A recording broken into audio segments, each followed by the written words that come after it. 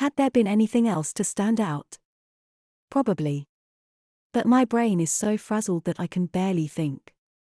Why don't you take me through the chain of events on the day leading up to the attack? Megan took a deep breath.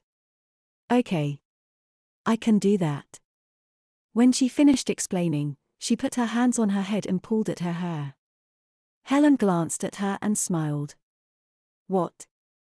Megan asked. Am I crazy? The counselor giggled. No. Not at all.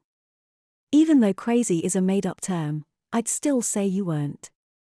In fact, I'd say you are a very healthy, sensitive, alert young woman. Megan blushed ever so slightly. Oh. Thanks.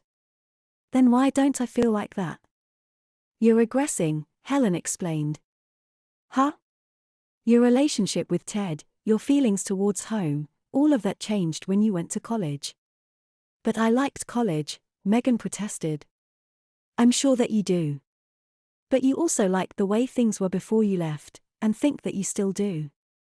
It's conflict. On the one hand, you want to grow and move on, but on the other hand, you wished things remained the same. College satisfied one desire, but placed a nearly impossible burden upon the other. Megan nodded emphatically. That seemed to make perfect sense. In her dreams, everything was as it was.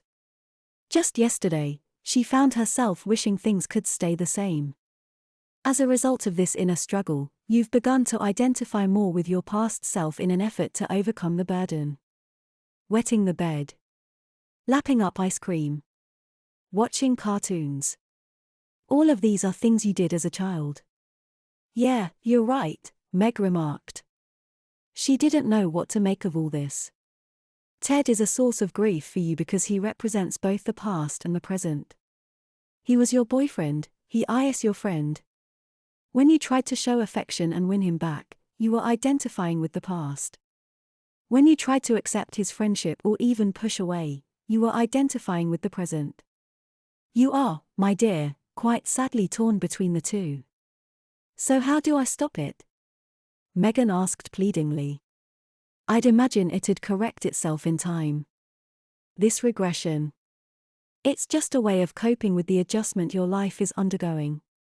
As soon as you either overcome your internal fear that the past will be lost or come to more readily accept and desire the present, the behavior will likely stop. My guess is you'll find yourself in a much more comfortable state of being when you go back to college. I can't wait that long, Meg complained. What am I going to do until then? You'll continue to regress, I'd imagine. But I don't want to, at least. I don't think I don't.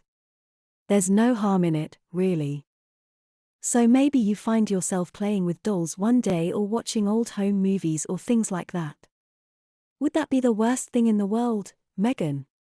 No, but... Yes. You're saying it's okay to keep doing this?